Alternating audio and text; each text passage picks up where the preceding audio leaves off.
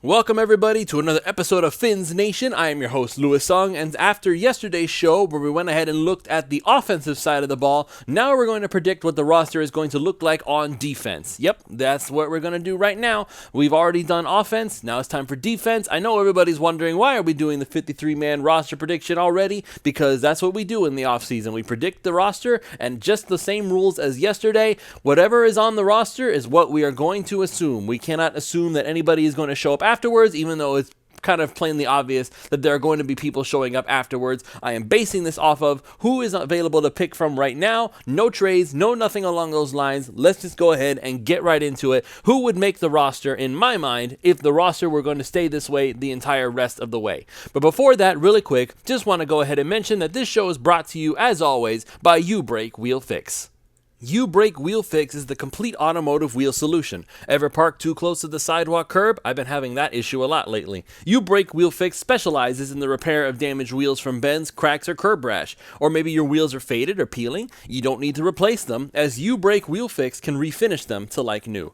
Offering complete refinish options through powder coating, machining, and polishing, U-Brake Wheel Fix is the answer to all of your wheel needs. And if you're just looking to give your ride a new look, U-Brake Wheel Fix also offers many car customizing options such as new custom wheels and tires from your favorite brands, performance upgrades, window tinting, suspension modifications. U-Brake Wheel Fix essentially has it all.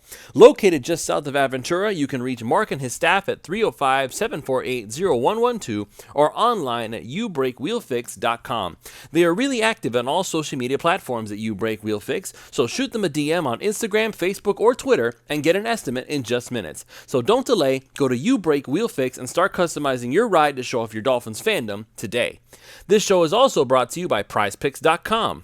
PrizePicks.com is the revolutionary fantasy platform where you can now pick up to 6 different players across professional sports leagues. Whether that's the NFL, the NBA, the MLB, one of each, it's up to you to decide. Just choose whether your chosen player will get more or less than their projected stat. They give you free squares, special Taco Tuesday promos, and ladies and gentlemen, today happens to be Flex Friday, which means that you have 2 options. You can either get your money back if you lose, or you can multiply the amount of money you can normally win. PrizePicks will announce that later today, so make sure that you're checking it out. Just all you have to do is just go to prizepicks.com and use the promo code 5, that's F-I-V-E, and they will match up to $100 on your initial deposit when you sign up. Which means if you go to prizepicks.com, use our promo code 5 to sign up, and you deposit $100, PrizePicks will literally give you $100 of their dollars for you to play with before you even have to touch the money that you deposited. So go ahead and get started. Get going to prizepicks.com. If you're any kind of a fantasy sports fan, you need to be a part of this. So again, the promo code is 5, F-I-V-E. Go to prizepicks.com and get started winning today. All right, everyone, so let's go ahead and get right into it, shall we? So we'll go ahead and start with the defensive line. So obviously the defensive line is a really big part of what the Miami Dolphins do. The thing is, if you really look at their roster right now, they don't have a whole lot of players to choose from.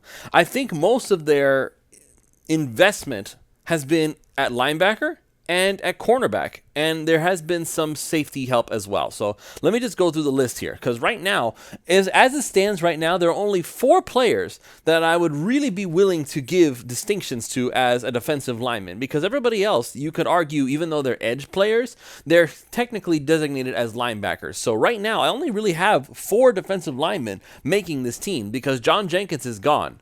So the guys that I have right now are obviously Christian Wilkins, Emmanuel Ogbah, Zach Sealer, and Raekwon Davis. Now, those are the only 4 guys that I'm looking at that I'm saying I will go ahead and I will take you on the team as opposed to some of these other guys, because you need to have other players available at these other positions, and that's what makes it so important. I'm looking at this whole thing, and aside from the 4 players that I just mentioned, I don't see any defensive linemen on here that I would really want to pick over any of these linebackers or corners. So as of right now, I'm only having 4 guys: Christian Wilkins, Emmanuel Ogbah, Zach Sealer, and Raekwon Davis. But at the same time, I'm not all that concerned about it, because if you really look at the way that this defense is built right now, if you really take a moment to look at it, there's going to be more opportunities for linebackers to be on this field than anything else, because your ends are basically going to be your pass rushers, your edge players.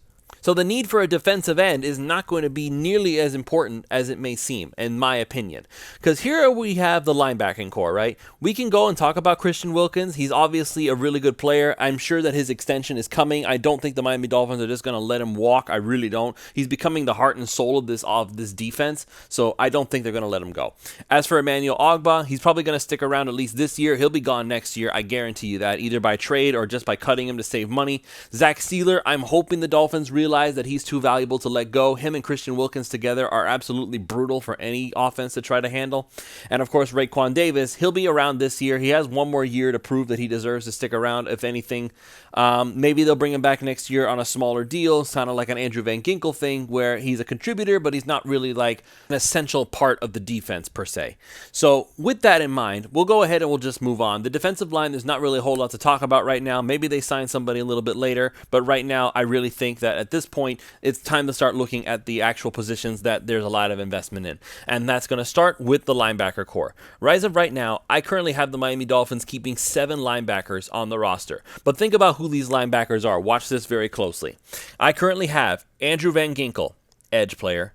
Jerome Baker, more traditional. David Long Jr., more traditional.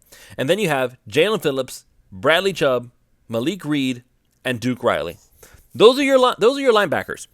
Now, Jalen Phillips and Bradley Chubb and even Malik Reed, Andrew Van Ginkel, all 4 of those guys are technically edge players. They're not guys that you're going to put in the middle of the field and say, you know what, you're going to just go sideline to sideline. Their job is to get after the quarterback, and that makes them a better distinction. They may as well be defensive linemen because of the role that they're going to be playing.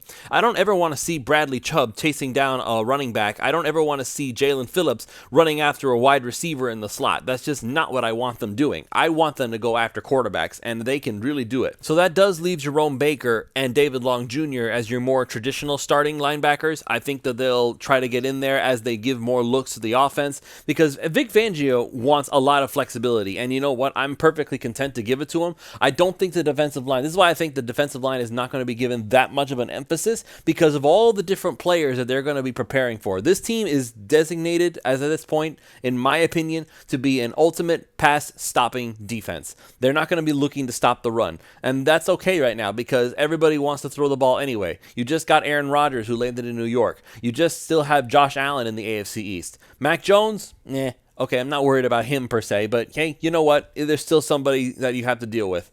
So that's why I think that at this point, David Long Jr. and Jerome Baker, they're going to be in there. They'll get their snaps. Don't misunderstand. But most of this emphasis is going to be on the edge players. Jalen Phillips, Bradley Chubb, they're going to be in there all the time. Malik Reed's going to come in to spell them every once in a while. If either Baker or David Long need a break, that's where Duke Riley's going to come in. Andrew Van Ginkel can also come in to step in as an edge player and a special teamer as well. So they're going to have a lot of linebackers, in my opinion. A lot more than they are going to have defensive linemen. But even that does not go ahead and compare to what they're going to do with the cornerback position. This is where things get really big, and we've talked about this already, and we're going to talk about it a little more again. So at the cornerback position, as it currently stands, I have the Miami Dolphins keeping 8 guys, okay? And this is the list. Here we go. Ready? Jalen Ramsey, that's obvious.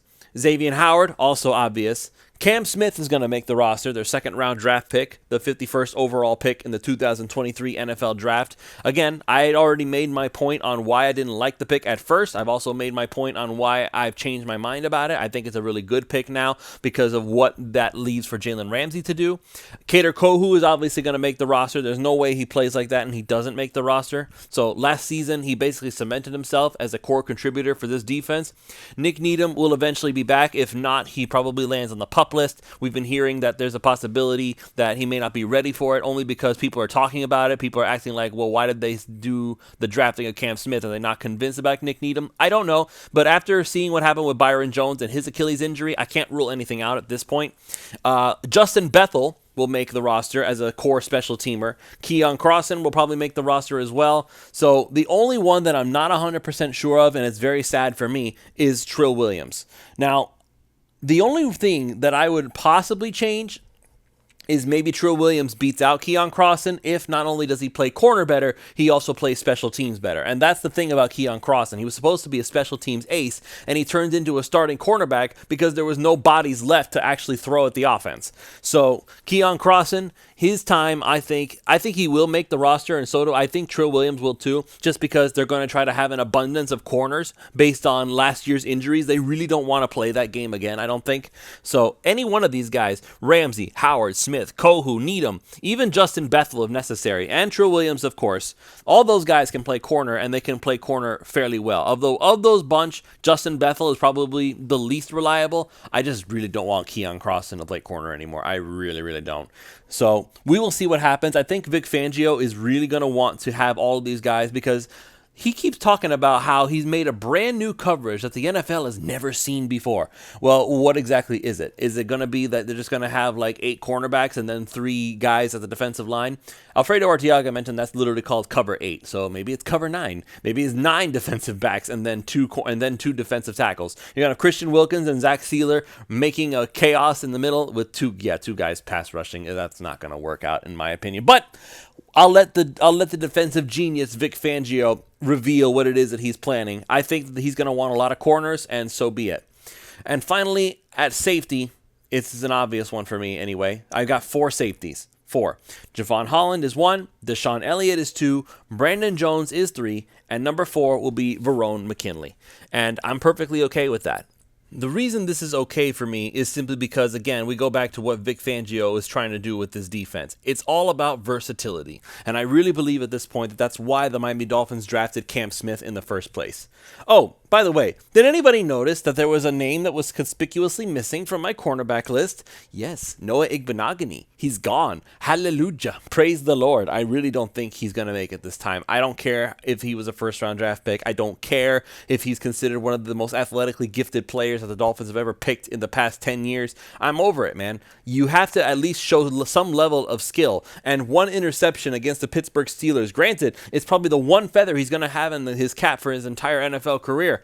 But he has it, great. But the rest of the time that you've played, you've been awful. And I don't care what numbers say. I know Alfredo Arteaga brought it up that Noah Igbenogany has actually not allowed that many wide receivers to actually get off of him. Then why is it that every time I see him near the ball, the guy is getting away? I don't understand it. The numbers don't make any sense to what my eyes are seeing. And my eyes are telling me that Noah Igbenogany is still really bad. So I'm not putting him on my roster. I think he finally doesn't make it. Maybe nobody picks him up and the Dolphins decide, you know what, fine, we'll leave you on the practice squad and we'll see what happens. That's the most that I'm willing to give him. So safety is Javon Holland, Deshaun Elliott, Brandon Jones, and Verone McKinley. Those are the 4 dedicated safeties. You could argue Jalen Ramsey is going to be there as well. The whole point of the Cam Smith pick is to give Jalen Ramsey the freedom to be exactly what he was with the Los Angeles Rams, an elite chess piece all over the football field. Where's Jalen Ramsey going to be next? The quarterback doesn't know. They're just going to try to keep an eye out for his number and say, oh, maybe that's where he is this time. Oh, wait, nope, he's going out deep. Oh, wait, nope, he's in the slot. Oh, wait, nope, he's on the boundary. Help. Nope. You just don't know. And I think that is the entire point. So Cam Smith would be a dedicated boundary guy. Xavier Howard would be the other dedicated boundary guy. And then Jalen Ramsey is wherever he wants to be. So quarterbacks beware, because Jalen Ramsey might be playing safety. He might be playing slot corner. He may be shadowing your best wide receiver. We really don't know what the case is going to be yet. And I'm very interested to see how it goes. But that's why I only have 4 dedicated safeties on this defense right now, because I'm counting Jalen Ramsey as basically number 5 as well as a cornerback. And then finally, we're just going to go ahead and end it off here because this is not really difficult right now. The Miami Dolphins have made themselves very top-heavy, and then the rest is just whatever cheap veteran depth pieces that you can find. So I already went ahead and I've made this discussion before about undrafted free agents. In a previous show, I went ahead and said I think that Jake Bailey loses his job to Michael Turk. I think that there's just something about that Turk name. He was really good in college, and Michael Turk, his uncle Matt Turk, there's just something there, man. I think that Michael Turk will end up winning the punter job. Jake Bailey is going to walk away having a few more $1 million in his pocket, because even if the Dolphins cut Jake Bailey now and they walk away from him, Jake Bailey still gets paid. So I don't think he would be losing any sleep over it, because maybe the Dolphins did not have an intention of bringing in Michael Turk to begin with. Maybe they didn't think he would be available. Maybe they didn't think that they would be able to get their hands on him and that he would be an undrafted free agent elsewhere. Nevertheless, here they are, And now they're in the perfect opportunity to go ahead and not have to pay a veteran punter, even if he's a Pro Bowl punter. They can just go ahead and move on and pick up Michael Turk. Now, there's going to be a competition in camp, I'm sure of it. Michael Turk and Jake Bailey, they're going to take turns punting to see who's going to win out the job. But I think at the end of the day, the Miami Dolphins will go with the cheaper option, and he might end up actually being the better option, Michael Turk. So I'm going to go ahead and take him as my punter. Jake Bailey can go find another job elsewhere if he so desires, or if he wants to take the year off because he got a cool $1 million from the Dolphins, because again, Dolphins save $0 by cutting him either after June 1st or before. It doesn't matter. So whatever. Hasta la vista, Jake Bailey. Michael Turk, you're going to be the punter for the next few years. At least I'm hoping anyway. As for the rest of the special teams unit, Jason Sanders, he continues to come and be the Miami Dolphins kicker. I don't think that they're going to bring in any competition for him. I think that this was a confidence issue. I think that it was partly just because he's still trying to get used to the idea of not having his old kicking coach. Again, I am basically a Brent Grablachov truther. I think that was when he had his best years, when he was being coached by him in the offseason.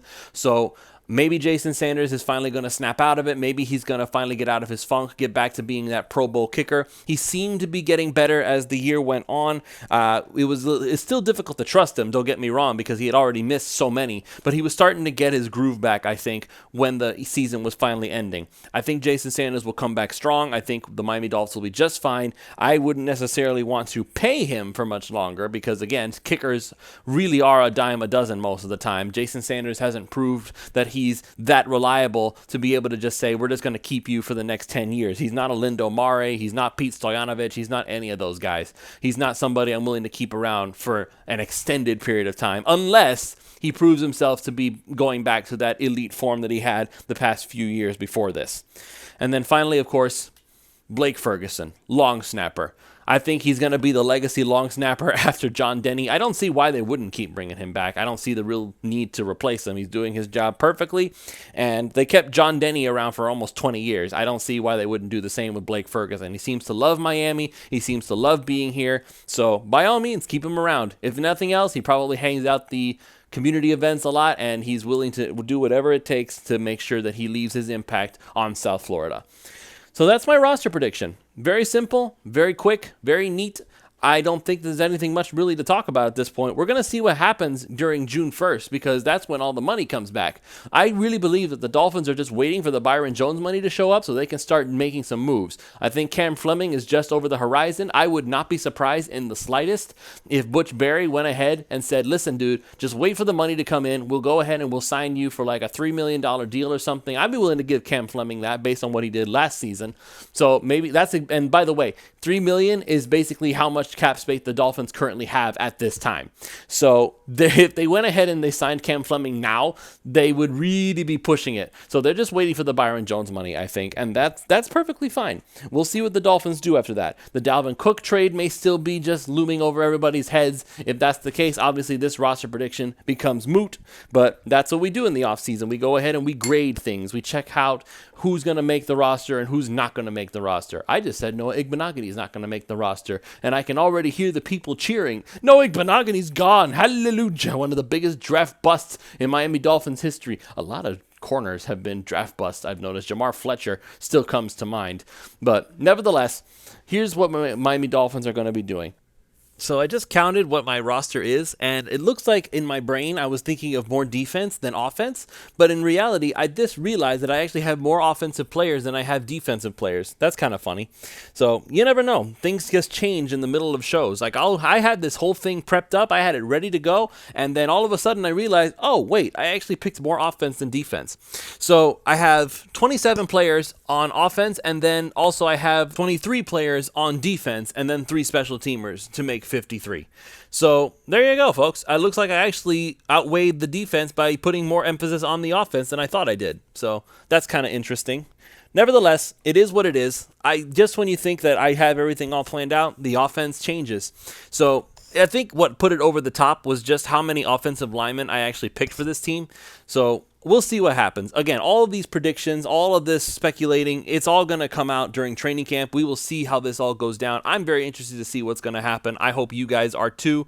And we will see you next week for more Fins Nation. But before I go ahead and go, make sure that you go check out You Break Wheel Fix and get an estimate to start customizing your ride to show off your Dolphins fan on today. The number to call is 305-748-0112, or just go online to youbreakwheelfix.com.